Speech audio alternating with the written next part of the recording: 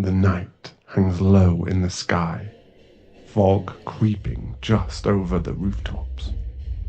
The lights and music that spill from the windows and doors of the bars lining the street are seemingly swallowed by the tense stillness filling the air. In the shadows, he stands, his sharp and calculating eyes watching a particular window keenly. His voice is like razors as he chuckles to himself.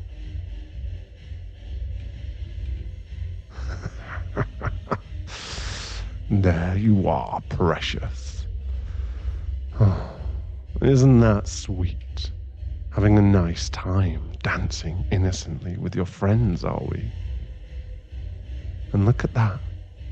You got yourself all dolled up for your little girls' night, didn't you? You are so pretty and so unaware.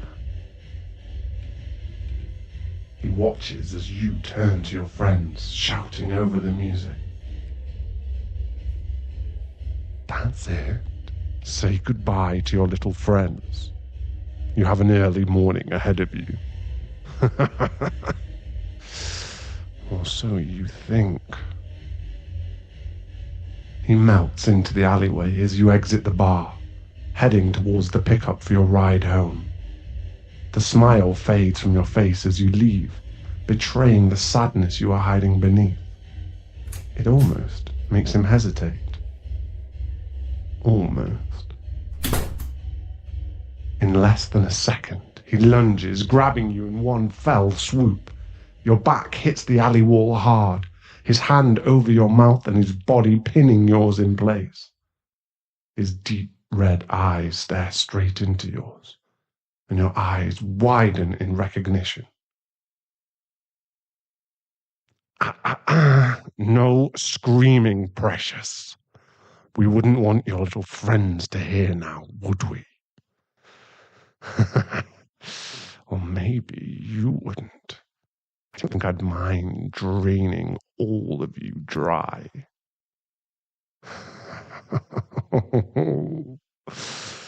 Oh, is this pathetic attempt at struggling the best you've got? Come on, at least give me a little bit of fight. I admit I like to play with my food before I kill it. You begin to panic, struggling against him and yelling into his palm.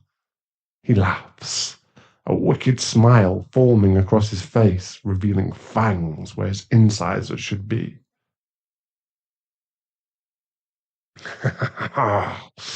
There we go. That's more like it. The reality of your situation is starting to set in, isn't it? Your blood, it smells divine. Did you know that? It's the highest compliment I can give, at least to a human, that is. I am going to savor drinking every drop of you.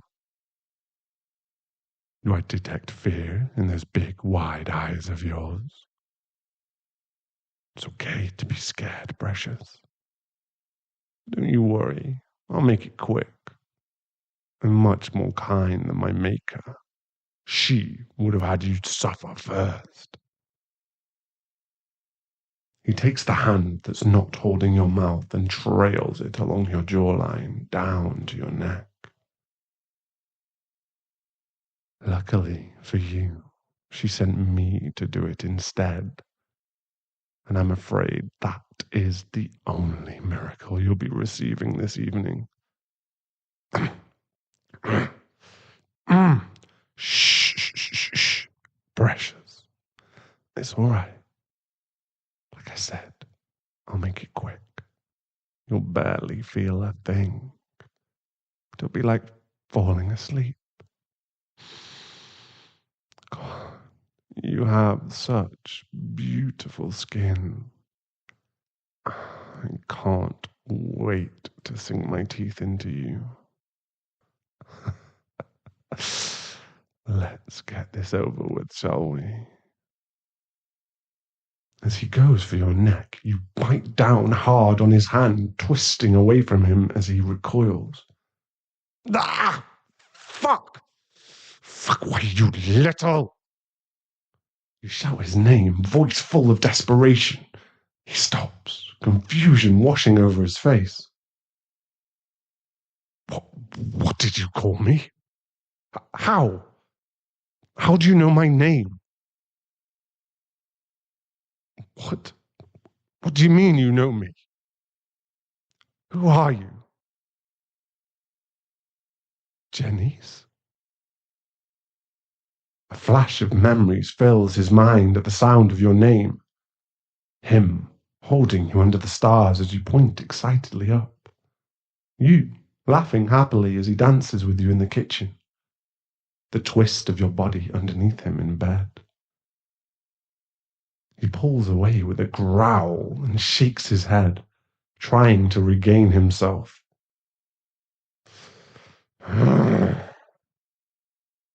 If this is your attempt at getting out of the fate I have in store for you, precious, then I have disappointing news for you, because my maker has ordered me to kill you, and that is an order I simply can't refuse. You take a deep, shaky breath, then walk towards him, taking his face in your hand and caressing it gently. There's only one thing you can think of that might jog his memory. What are you?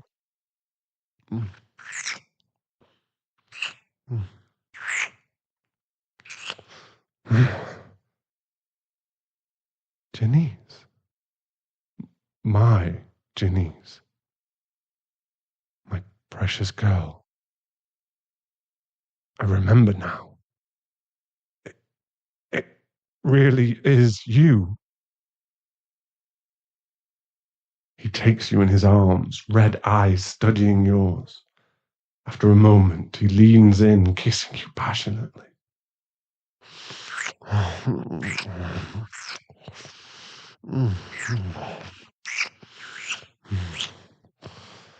A grin overtakes your face when you break apart. You thought he was dead, lost to you forever. Seeing him now, even in this way, was more of a dream than you'd ever let yourself imagine. But his brow is still furrowed as he searches your eyes. I, I, I, I don't understand. I can't remember what happened. It's blurry. Before my turning. Missing. I went missing. A year ago. What? I don't. You thought I was dead. He shakes his head, stepping away from you. His hands run through his hair, pulling at it. Memories flood his mind. No, no, no, no. This can't be happening. You step closer, going to comfort him, but he recoils immediately. Don't you can't. I can't. I can't stop it from happening. I can't stop myself. Because she ordered me to. My maker, Alina, she ordered me to kill you. She compelled me. No, you don't understand. I can't disobey my maker. The sire bond forces me to follow her command. Fuck. She knew who you were. She must have. Of course she did. Why else would she set a target like this? Huh. Huh. Oh, she knew. She knew I loved you. She took that love and decided to make it into a blood sport for her own pleasure. What? I'm trying, Janice. I'm trying to resist it, but you don't understand how strong the sire bond is. Fear courses through you. You begin to back away as you watch him struggle, the beast within clawing its way forward. I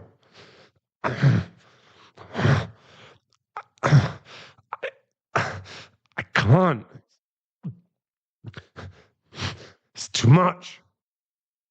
You turn, about to make a break for it. No, don't run. Don't run. It'll only make it worse. He catches you before you can move, one arm keeping you in place. You tremble in his arms and he looks at you regretfully, visibly struggling to control himself. His eyes are so dark now they're almost black. A gentle hand comes up to caress your cheek and his voice is soft when he speaks. I'll make it quick. I promise. I'm so sorry. Before you can scream, the world goes black. Faintly, you can hear his words fading away into the night. What have I done? What have I done?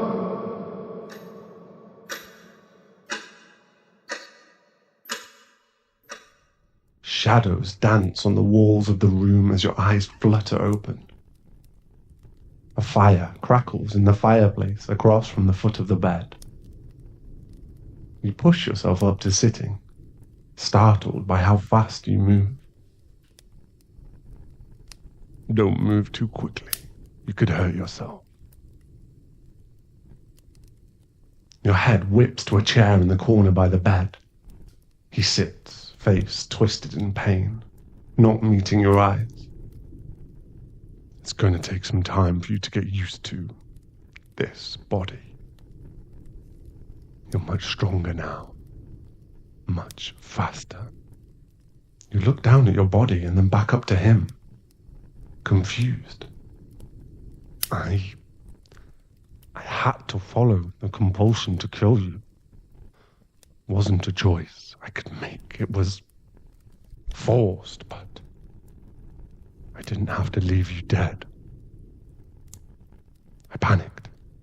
I was trying to save you and I turned you. Janice, I turned you. He slowly takes a mirror from the bedside table, handing it to you. Here, look at your eyes. You hold the mirror up to your face. Deep, dark, red eyes stare back at you. You're a vampire now, Janice. The gravity of his words settles over you. He stares at the floor, refusing to meet your gaze. I'm so sorry. I'm so sorry, Janice. I couldn't stop the compulsion. I tried. I did, but I failed. I failed you, and now I've done this to you. Where are we? This is a hideout of mine. Somewhere I could keep you safe. Safe away from Alina. Alina is my maker. She's older blood. A few 100 years old. I started to remember things while you were asleep. Alina worked at that bar you and I used to go to. Bar None. Bars are a good place to hunt. I think I popped in for a drink one night when you had to work late. She was pouring my drink and, well, it gets blurry after that. He swallows hard, still refusing to meet your eyes. You know, I would have never done this to you if I had a choice, Janice. And I'm not a fool. I know that's not enough to excuse it, but I'm sorry. I wouldn't blame you if you hated me for the rest of eternity. You move slowly. As you take his hand, he glances up, eyes full of tears. You don't hate me. I don't understand. I killed you. I turned you. How could you not? Saved you. I don't know that I would call damning you to eternal life as a vampire saving you. It might have been more merciful to just let you die. But I'm selfish, and I couldn't do it.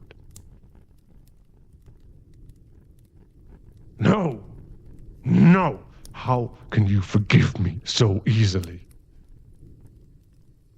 Because I've taken your life away. You were fine. You would have moved on.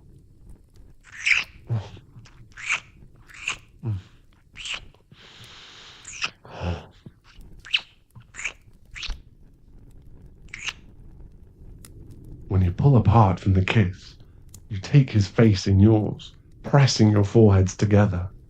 His breathing is shallow and shaky. I'm your life? Do you really mean that, Janice?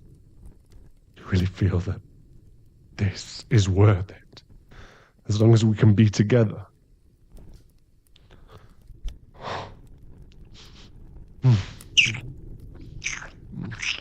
I love you. God, I've missed you. I've missed touching you, having you in my arms.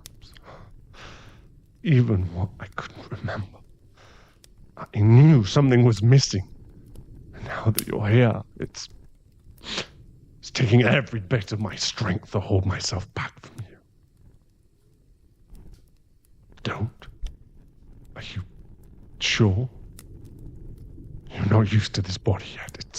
It's a lot. It's different than what you're used to. Huh. Teach you. Are you sure? You promised? Okay. Slowly, he rises from the chair, kissing you as he pushes you back on the bed. Been so long since he's touched you this way. You can't help in pleasure.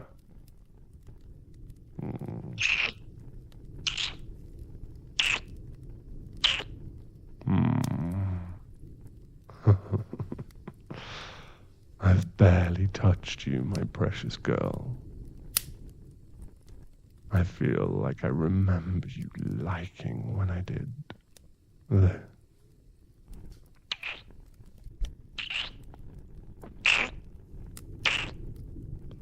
Kiss your neck right there, just below your jawline.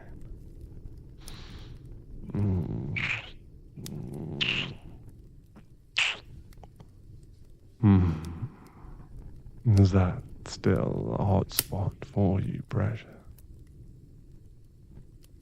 What about here, on your earlobe?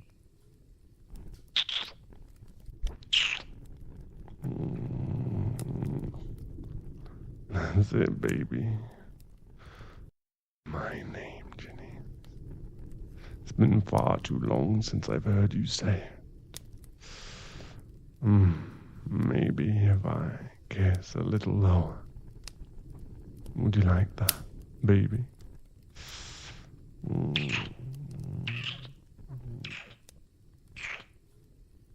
Let's get rid of these clothes.